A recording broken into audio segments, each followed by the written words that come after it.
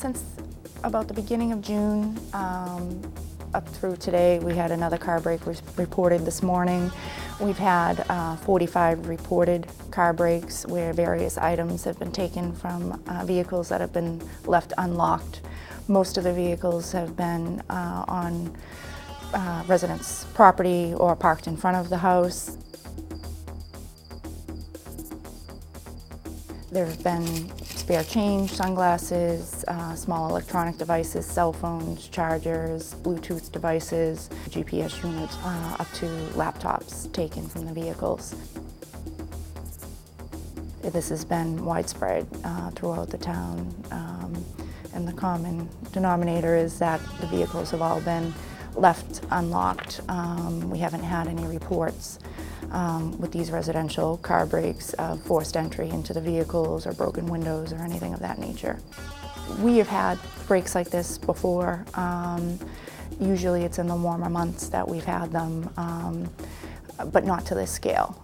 Usually there'd just be a few here and there, and it would just be spare change that would be taken from the vehicles or CDs and things of that nature. But this has really been for a protracted period of time. Number one, they should keep their car doors locked. If their vehicle is placed in a garage overnight, secure the garage. If you have an alarm for the vehicle and you're able to arm it, because then at least you might hear the alarm go off.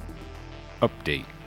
While producing this news story, there was a development in the case. Here's Sergeant Cleary with the details. This investigation by Friday, the 14th of August, had gelled to the point that detectives had probable cause to obtain a search warrant for a residence on Dover Road in which Joseph Ecker resided there. At 10:45 p.m. on the 14th of August, detectives from our department as well as some detectives from surrounding agencies that assisted our detectives went to the residence, and Mr. Ecker was there.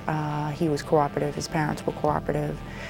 There were several items located within the house that were recovered that had been stolen in some of these thefts. After leaving there, they went to locate Evan Brown and located him on Appleby Road, and he was placed in custody on the 15th of August at 12:46 a.m. Both were held here at the Wellesley Police Department for the weekend on $2,000 cash bail, and were transported to Dedham District Court on Monday morning for arraignment. And both were charged with breaking and entering in the night with an intent to commit a felony, larceny over $250, receiving stolen property worth over $250, and conspiracy. When they encountered Mr. Brown in his vehicle, which it's believed that he's been living in his vehicle, he had marijuana scales and other items used for packaging marijuana, so he was additionally charged with possession of a Class D substance with intent to distribute. Both pled not guilty to the charges. Although we believe that they are responsible for a lot of the thefts that occurred in motor vehicle breaks,